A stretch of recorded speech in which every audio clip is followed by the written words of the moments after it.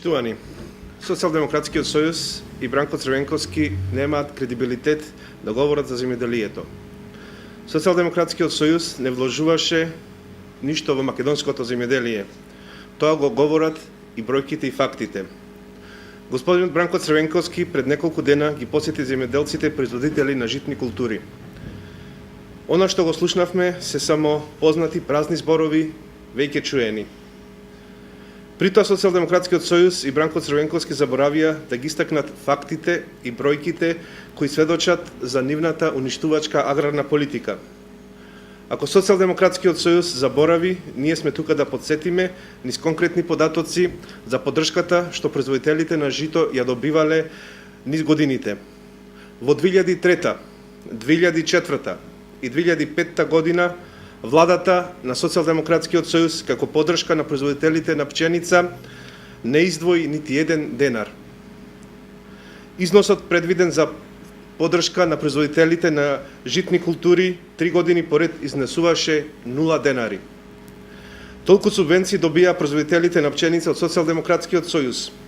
Толку му значеше трудот на земјоделците на тогашниот премиер Бранко Црвенковски. Поради исклучително ниската цена на пченицата и немањето на никакви субвенции од државата за таа земјоделска култура, на земјоделците им беше поисплатливо да го фрлат своето производство отколку да го продадат. Имено и бројката на корисници на државно земјоделско земјиште не надмина повеќе од 400 лица, а распределбата на земјиштето се вршеше исклучиво по партиска основа. Почитувани, тоа се резултатите на Социјалдемократскиот сојуз кој ги оствари во земјоделието, резултати кои за жал се последица на целосната негрижа која Бранко Црвенковски сега ја прикрива со политичко лицемерие. Споредбено со 3-годишната серија од нули на Социјалдемократскиот сојуз, поддршката на владата предводена од ВМРО ДПМНЕ за истата земјоделска култура изгледа вака. За пченица, но и за останатите житни култури, во 2007 година се издвоени 5.500 денари по хектар како директна поддршка од државата за производство на житни култури.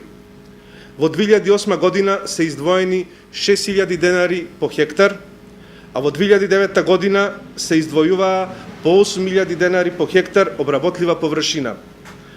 Минатата година вкупната сума која се исплати за субвенционирање на земјоделците производители на житни култури изнесуваше цели 635 милиони денари. Почитувани, Социјалдемократскиот сојуз се поигруваше со судбината на земјоделците, а земјоделието доживеа невидена стагнација и уназадување. Разликата е повеќе од јасна. Граѓаните го знаат тоа, а особено земјоделците. Ви благодарам за вниманието.